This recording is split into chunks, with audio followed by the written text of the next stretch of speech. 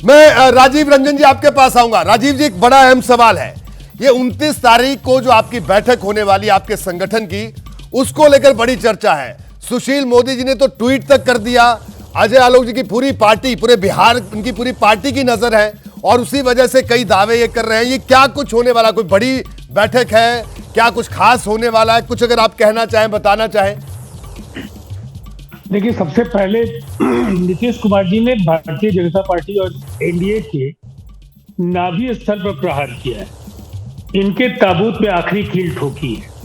इसीलिए आप एनडीए के नेताओं के कटुतापूर्ण बयानों को लेकर बहुत हैरान नहीं।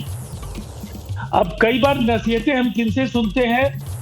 एलजेपी जो खुद दो टुकड़े में बटी है, इनकी झोपड़ी में भारतीय जनता पार्टी ने आग लगाई।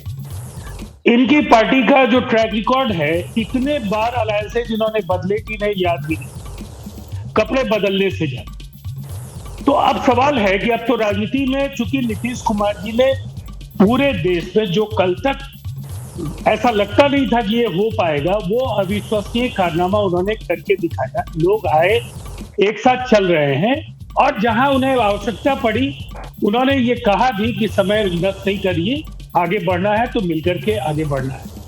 अब मेरा यकीन है, देखिए बिहार में तो जो आंकड़े हैं, ये सच है कि हम 34-35 सीटों से कम नहीं जीतने जा रहे। क्या होगा एलजेपी का? एलजेपी को सजा मिलेगी। जो विधानसभा चुनाव में इन्होंने आत्मघाती दस्ते की तरह काम किया था, उसका जवाब भी बिहार की जनता ने। लेकिन भारतीय जनता पार्टी के लिए भी बिहार की, आप देख रहे हैं, देश विविधताओं का ये देश है, अलग अलग राज्यों की अलग परिस्थिति है और वैसे में दक्षिण भारत हो या पूर्वी भारत हो, एक बड़ी चुनौती है। पश्चिमी भारत में, महाराष्ट्र में इनकी बड़ी चुनौती।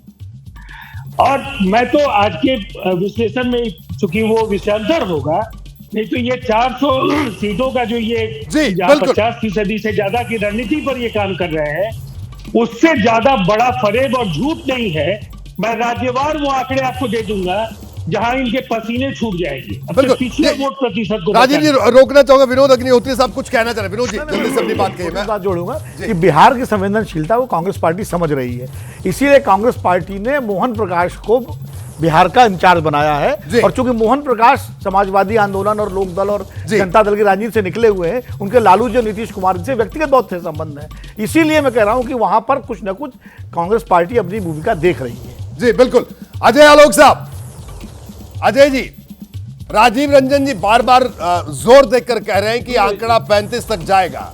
ठीक है, बिल्कुल। मैं बार बार ये कहता हूं, हमेशा अपनी डिबेट में कहता हूं कि दावे जरूर करने चाहिए राजनीतिक दलों को, लेकिन एक बड़ा सवाल जातीय जनगणना की बात है। इनका कहना है कि बिल्कुल ग्रास रूट तक जब लेकर जाएंगे तो ये इशू वहां पर कन्वर्ट करेगा किसी ना किसी तरीके से।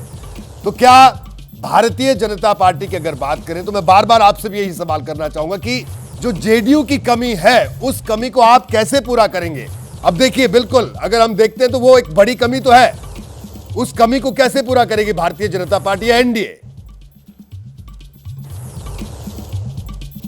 तो रोहित जी देखिए, अभी राजीव जी ने कहा वाजपेयी जी की पार्टी के बारे में कि इतने बार गठबंधन बदल दिए, इतने बार ये कर दिए, लेकिन ये वाजपेयी जी की पार्टी थी 2020 के चुनाव में, विधानसभा के चुनाव में, जिसने जेडीयू को 43 पे ला दिया। ये सच्चाई हम लोग जानते हैं अच्छी तरह से जी।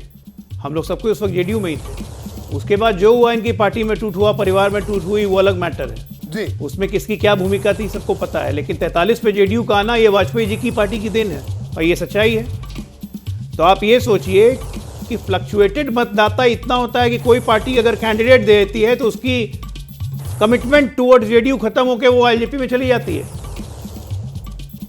ये होती है केमिस्ट्री, इसी के मैं बात कर रहा हूं। दूसरी बात, जातीय जनगणना की बात आप लोग करते हैं, तो मैं एक बात बता रहा हूं भाई, कांग्रेस और ये घमंडिया एक बात समझे, किससे लड़ रहे हो आप उस व्यक्ति से लड़ रहे हो जिसके दिमाग में मंडल है और दिल में कमंडल है।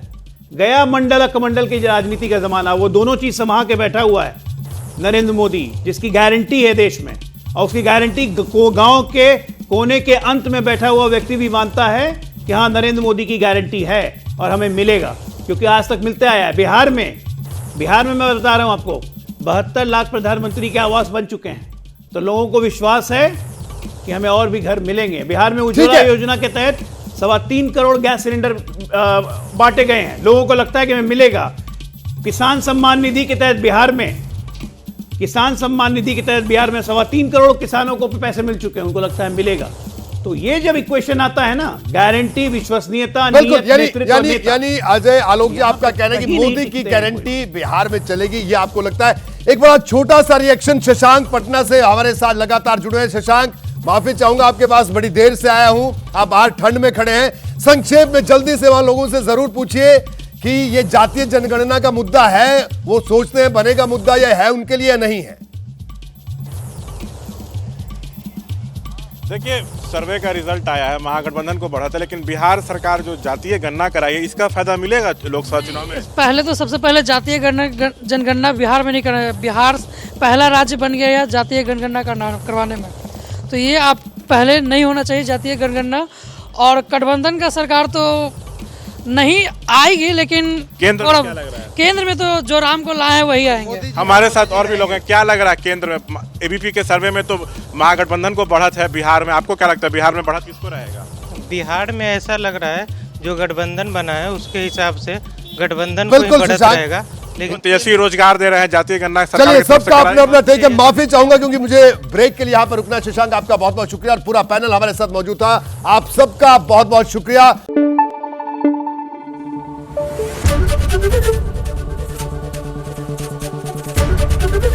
एबीपी न्यूज आपको रखे आगे।